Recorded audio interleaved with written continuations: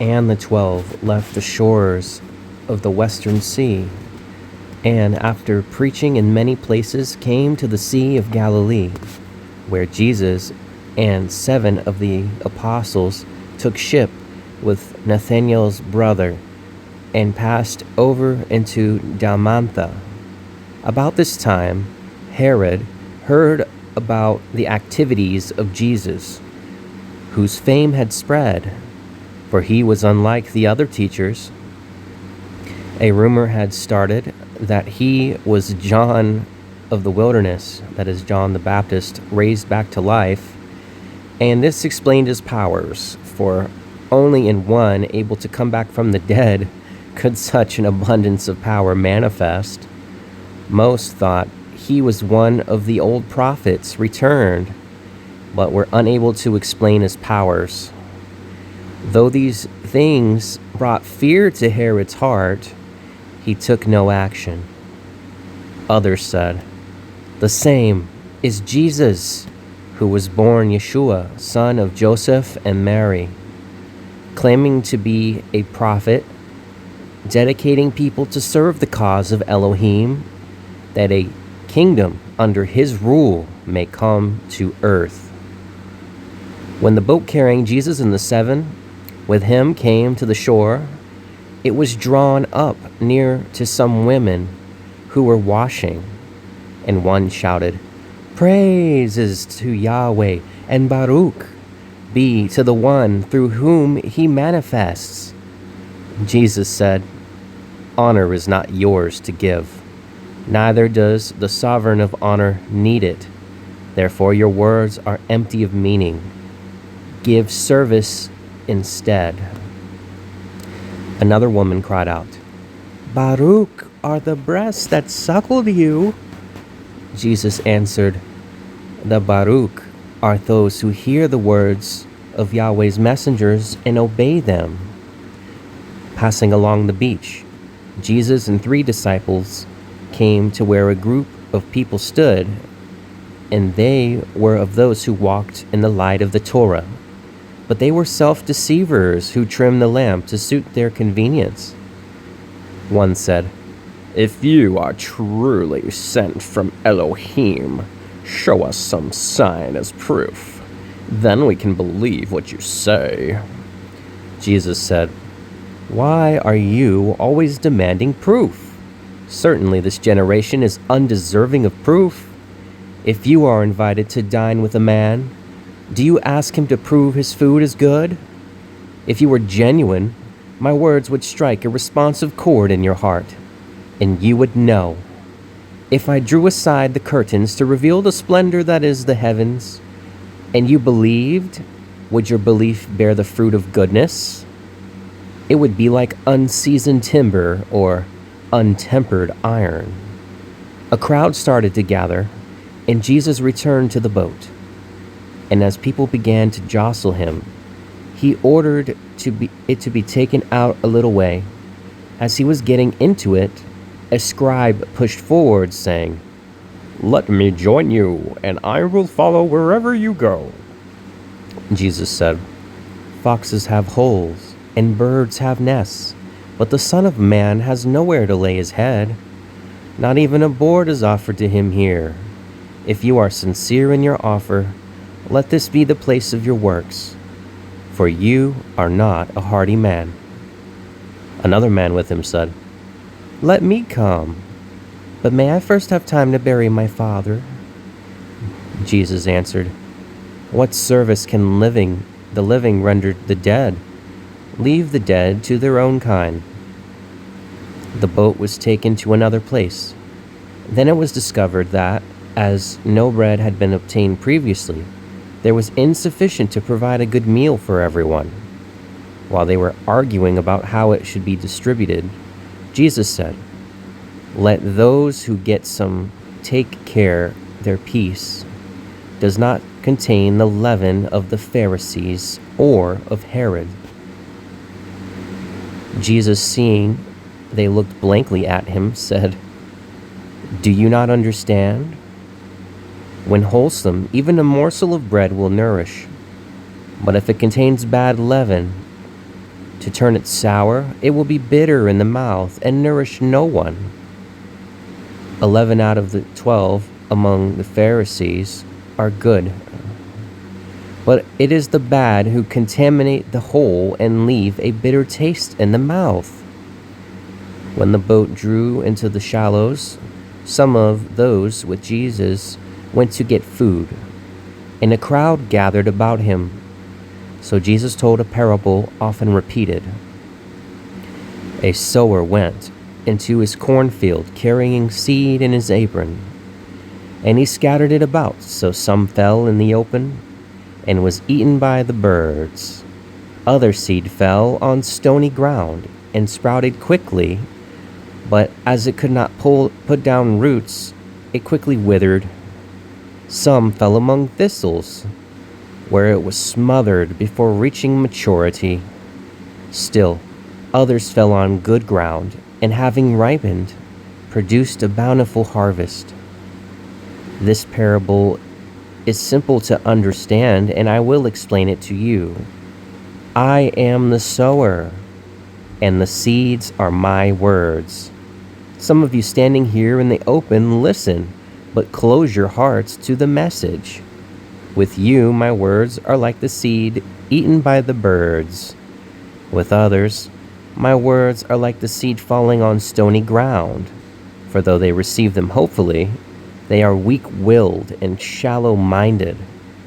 Thus, when their belief is tested, they give way immediately. Still, others receive the words, but the message is like the seed sown among thistles. They hear and understand, but because of their daily cares or a craving for worldly things, the words of the message become overgrown and perish. Lastly, there are those who hear the words of the message and welcome them. It is in these that the bountiful harvest is produced. A man nearby in the crowd said, "No doubt, you are a worthy teacher. But we have the teachings of the prophets and the Torah of Moses. Are these not good?" Jesus answered him, "Certainly these are good. But what too many make of them is not good. There are many among you who know the teachings of the great ones, but though words issue from your mouths, your hearts are evil. Yet you cannot hide the underlying impurity, for whatever is stored in the heart colors that which issues from the mouth. Words that are from a pure heart are good, but words from a befouled one are evil. I tell you that not one reckless or inconsiderate word is spoken which does not enter into the accounting. Out of your own mouths will come the words assigning you to the place of splendor or to the place of purification. Now, those who had gone to obtain food having returned, Jesus and those with him sat around and began to eat. One of the Pharisees who stood nearby expressed surprise that he let his disciples eat without first washing their hands, though there was plenty of water beside them. Jesus said, "This is typical of many today. You carefully clean your eating utensils and choose the best food. But these are external things and obvious. Inside you are filled with greed and deceit. Never mind outward appearances, but make sure you are clean all the way through. I assure you of this. Everything that is hidden will one day be revealed, and every secret thing will be made known. The words spoken in darkness will be heard in the light of the day, and what has been whispered behind closed doors will be shouted from the housetops." Turning to his disciples about him, Jesus said, "Do not be afraid of these people, for the worst they can do is to drive the life from the body. If you must be afraid of anything, let it be your own weaknesses. For if you give in to these, you suffer for it long after the body has fallen apart. Are not 5 sparrows sold for a single coin?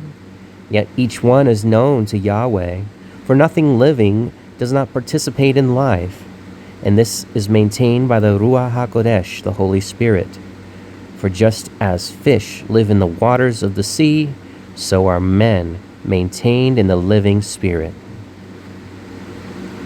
Speaking to those who had spoken previously, Jesus said, "Woe to you, self-deceivers, who are false interpreters of the Torah.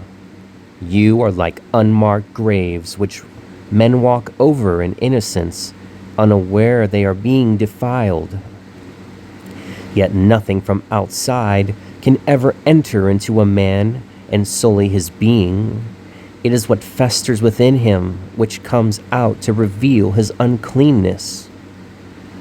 The things which defile a man, such as fornication, malice, envy, obscenity, and adultery, come from a weeping ulcer within the mind. The uncleanness within a man is like a stone dropped in water, the ripples going out from him to contaminate others.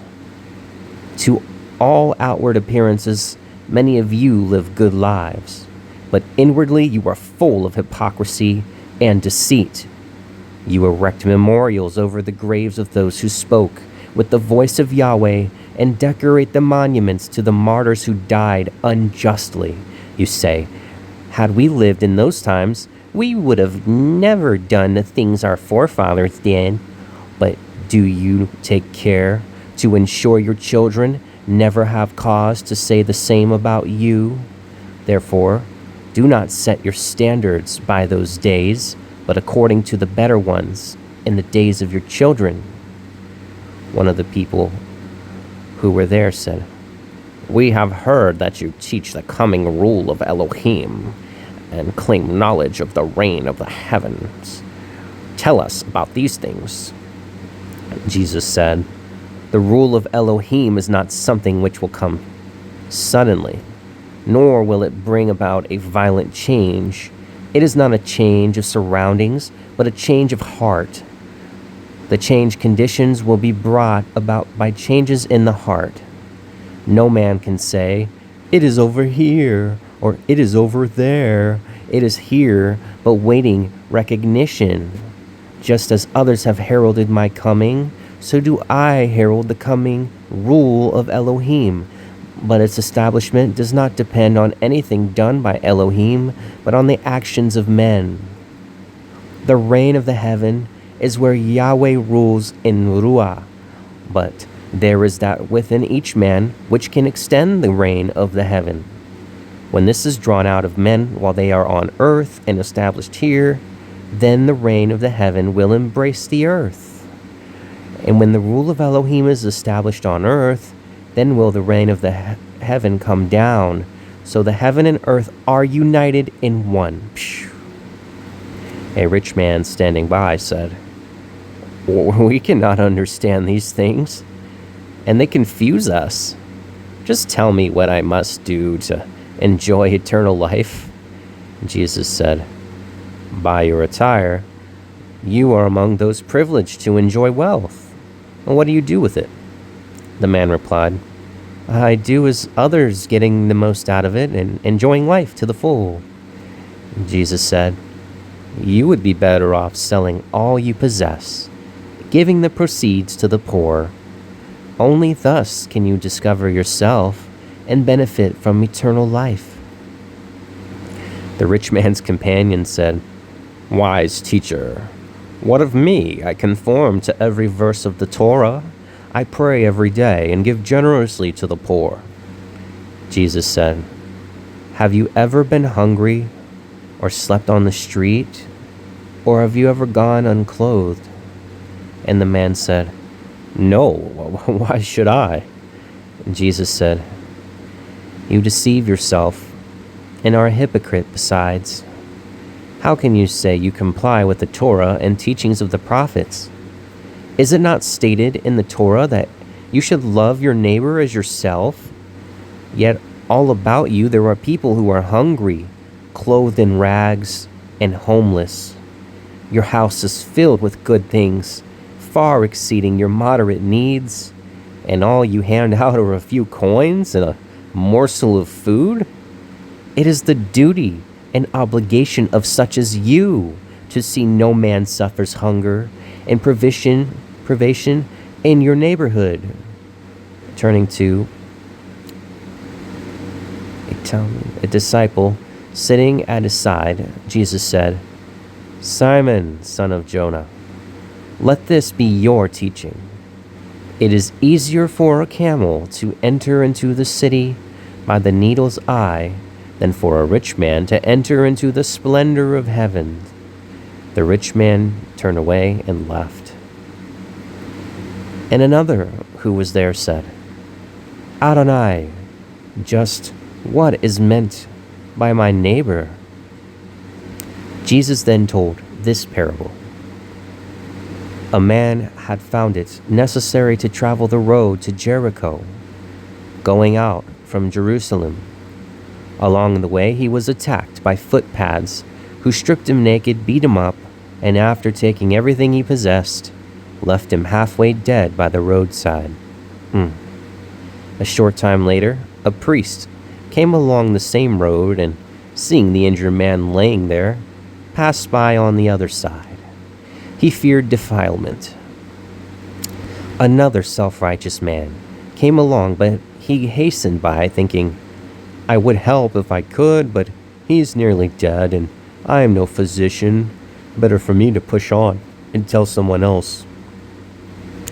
A merchant came by alone, but seeing the man lying there, thought, "Perhaps the robbers are still around. I should not dismount. Besides, I'm wearing nice clothes, which would be spoiled." Now, a lowly Samaritan, traveling the same road, came upon the man lying there, and his heart was moved with pity. He tore strips off of his own tunic. He bound the man's injured wounds. Then lifting the man, he set him on his own donkey, bringing him to an inn and attending to his needs. When departing the next morning, he said to the innkeeper, "Here is some silver. Look after this man, and if the payment is insufficient, I will settle the bill on my way back." Which of these four, in your opinion, acted as a neighbor should towards the helpless man? The man who had questioned Jesus said, "Why, surely the man who took compassion on the stricken man." And Jesus said, "Now you know your neighbor. Go and act likewise towards men." Leaving that place, Jesus and those with him went by boat to another shore on the Sea of Galilee.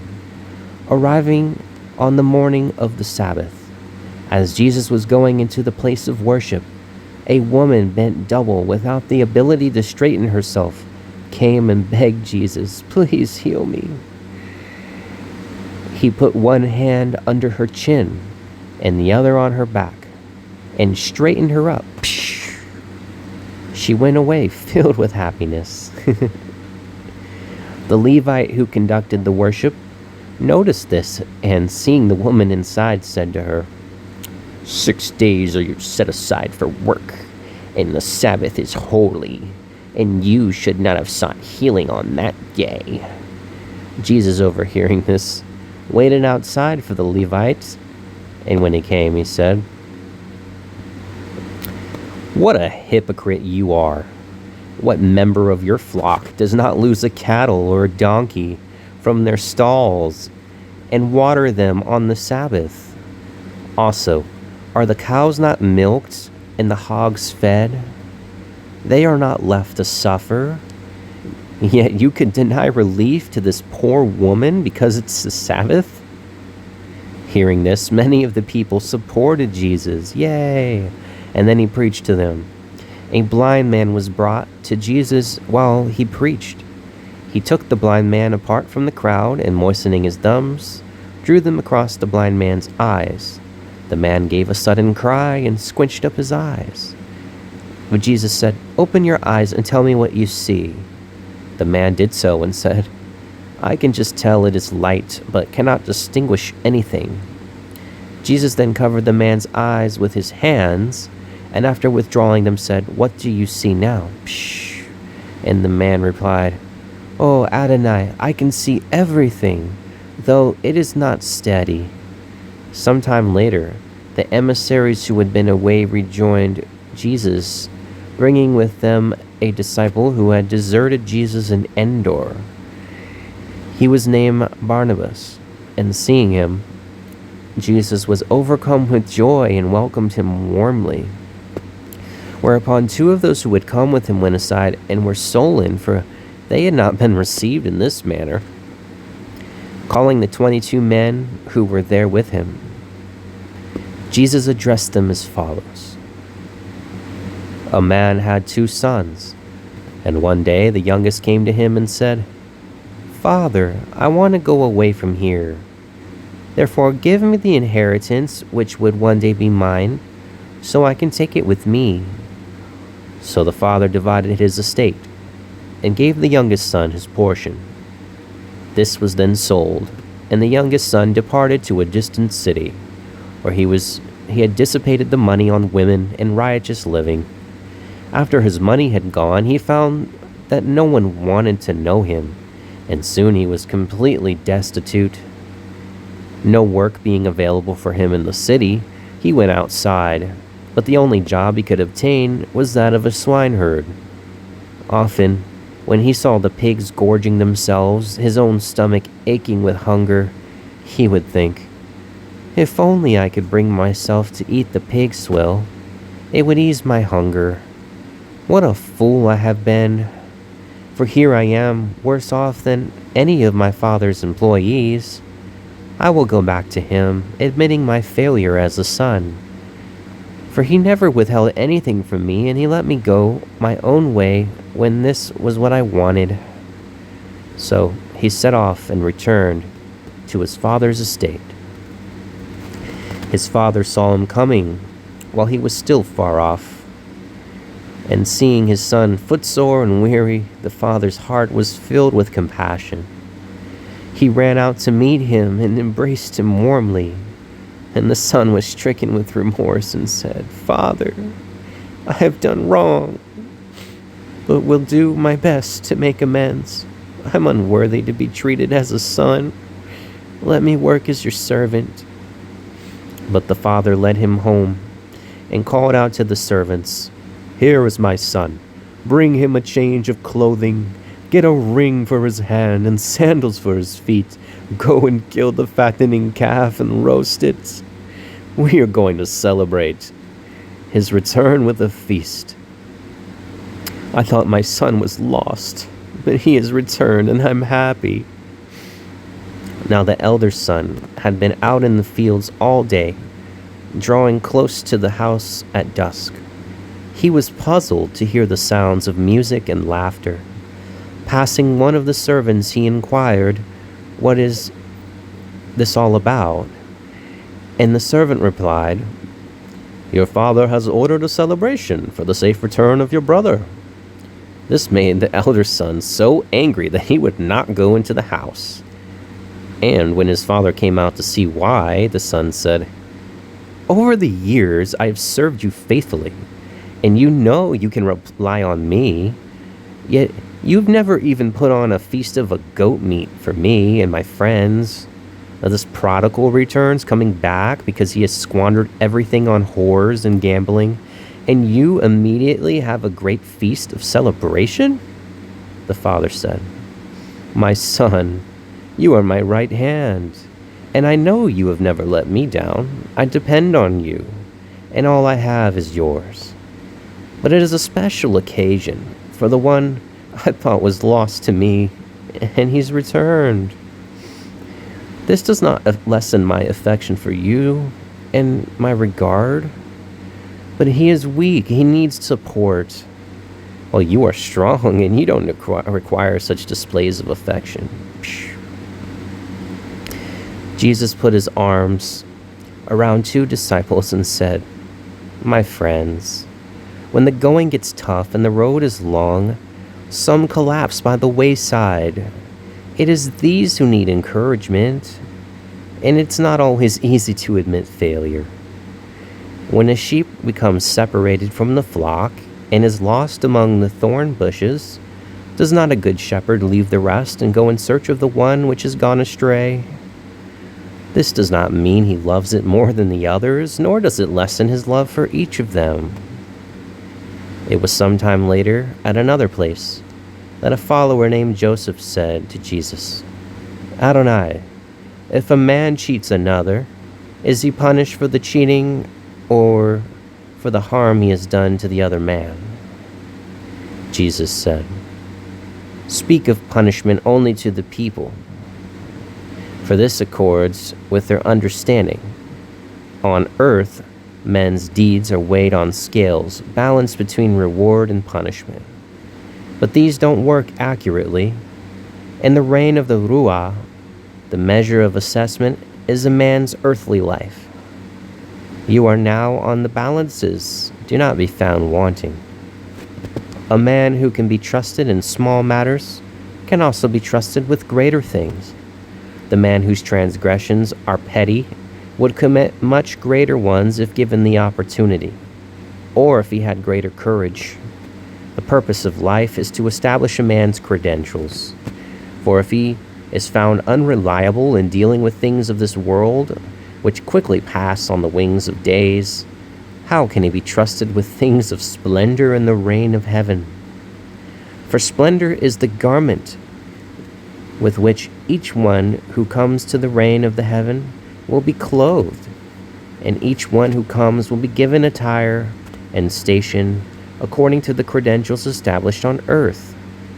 These and many other things were taught to the disciples by Jesus, but only one recorded them.